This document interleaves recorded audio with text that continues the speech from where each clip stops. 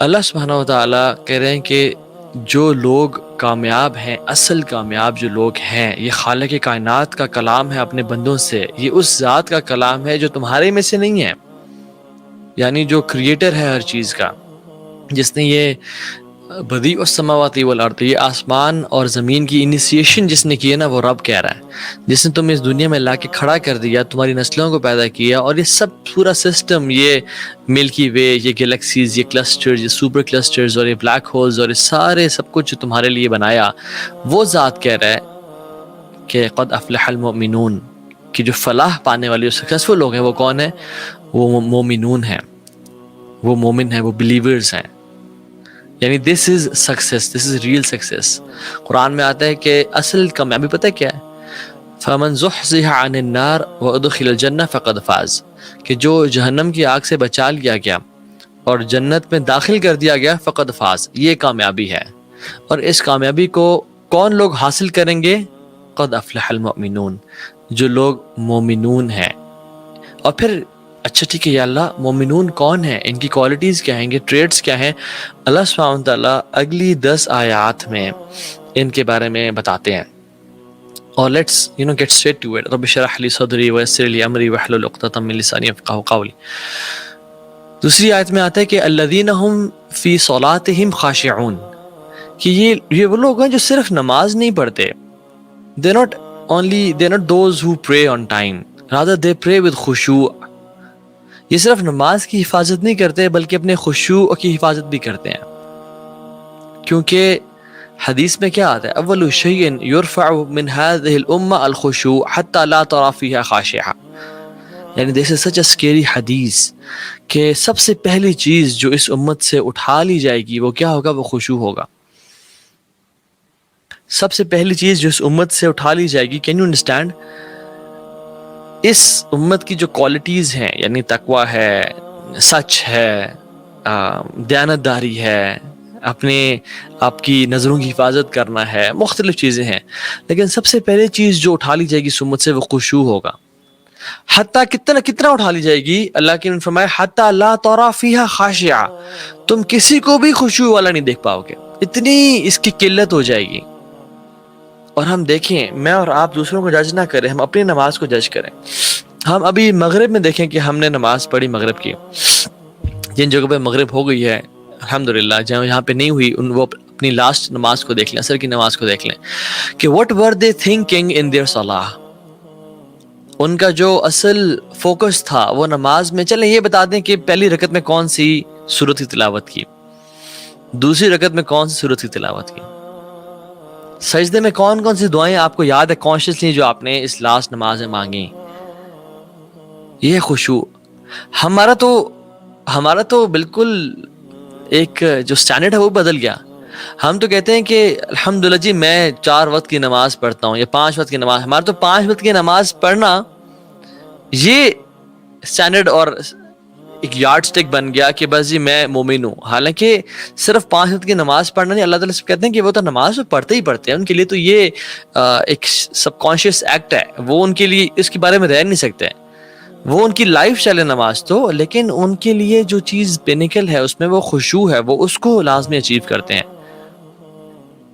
اللہ کے نبی صلی اللہ علیہ وسلم فرمایا کہ تحترقون فاذا صلیتم الفجر غسلتها ثم تحترقون فاذا صلیتم الظہر غسلتها، اور اس طرح کا عصر، مغرب، عشاء، حتیٰ کہ the person who sleeps، فرمایا کہ you sin and then you pray فجر غسلتها، یعنی وہ تمہارے گناہوں کو معاف کر دیتا ہے، فجر کی نماز، عشاء سے فجر کے گناہ معاف ہو جاتے ہیں۔ ثم تحترقون فاذا صلیتم الظہر غسلتها، کہ تم پھر گناہ کرتے ہو اور پھر ظہر کی نماز پڑھتے ہو تو فجر سے ظہر کے گناہ معاف ہو جاتے ہیں، یعنی یہاں پہ صغیرہ گناہوں کی بات ہو رہی ہے۔ اور وہ لوگ جو نماز کو واقعی میں نماز سمجھ کے پڑھتے ہیں، یہ نہیں کہ صرف 4 ٹکرے مار دی وہ اس میں بھی نماز کی چوری کی اور انٹینشن کیا ہوئی، ان کی بات نہیں ہے۔ یعنی نماز کی تو اتنی امپورٹنس ہے، کسی کا حق اگر مار دیا ہو، کسی کو ٹانٹ کر دیا ہو، ڈیلنگ میں کمی کوتاہی ہو گئی ہو، we should pray we should pray, اللہ سے توبہ بھی کریں, لوگوں سے معافی بھی مانگیں, and we should continuously pray, تاکہ یہ نماز ہمارے گناہوں کو مٹا دیتی ہے. ایک حدیث میں آتا ہے کہ جو شخص نماز پڑھتا ہے, when someone pray, اس کے جو برے اعمال ہیں نا وہ اس کے شولڈرز پہ اکٹھے ہو جاتے ہیں, and then he does رکوع, اور وہ سارے آ کے اس کے شولڈر کے پاس پائل اپ ہو جاتے ہیں, اور جب وہ سجدہ کرتا ہے تو سارے اعمال اس کے زمین پہ گر جاتے ہیں اور وہ پاک اور صاف ہو جاتا ہے. تو یہ تو ہے نماز کی امپورٹنس. جو لوگ نماز نہیں پڑھتے ان کے لیے میں نے بات کی. جو لوگ نماز پڑھتے ہیں, a general question for you guys is not related to salah. Who experiences khushu on daily basis? Who experiences khushu on daily basis? کون ہے وہ ذات, کون ہے وہ ہستی, کون ہے وہ شخص جو خشوع کو ایکسپیرینس کرتا ہے؟ اور یہ خشوع, یہ نماز والا خشوع نہیں ہے, یہ خشوع ہے ایک کنیکشن والا خشوع. You know what the answer is? جس کو محبت ہوتی ہے, جس کو عشق ہوتا ہے, جس کو پیار ہوتا ہے. Lovers, they experience خشوع on daily basis. ابن قیم الجوزی رحمہ اللہ فرماتے ہیں کہ کوئی شخص کسی انسان سے محبت کرتا ہے نا, تو اس کے ساتھ جو سی کنورسیشن ہوتی ہے, that is the time when he or she cherishes the most. اور وہ ٹائم ختم ہونے کے بعد وہ اس کی تڑپ ہوتی ہے اور خواہش ہوتی ہے کہ وہ ٹائم دوبارہ کسی طرح آ جائے, یا دوبارہ کنورسیشن سٹارٹ ہو جائے, تاکہ کسی طرح ہماری بات چیت شروع ہو جائے. And he wants to go back to that conversation again. He wants to go back to that moment again. And he says, Ibn Qayyim says, this is khushu'. کہ جو شخص اللہ سے محبت کرتا ہے نا, وہ اللہ کے سامنے جب کلام کرتا ہے, بات کرتا ہے, جب وہ وہاں سے نکلتا ہے نا, تو اس کا دل وہیں اٹکا رہتا ہے کہ یار وہ چیز کب ملے گی دوبارہ, وہ لذت کب ملے گی, وہاں میں کیسے جاؤں گا. جو شخص کسی انسان سے محبت کرتا ہے, یہ دنیاوی محبت کی اگر میں بات کروں تو سارا ٹائم 24 گھنٹے ہفتے مہینے انتظار ہوتا ہے کہ کب میری اس بندے سے بات ہو, یا کب میری اپنے محبوب سے بات ہو, رائٹ. چاہے وہ حرام ایکٹ ہو پھر بھی انسان کا انتظار رہتا ہے, چاہے وہ غلط کام ہو, چاہے اس میں دل کا سکون نہ رکھا ہو, پھر بھی انسان اس سے ویٹ کرتا ہے.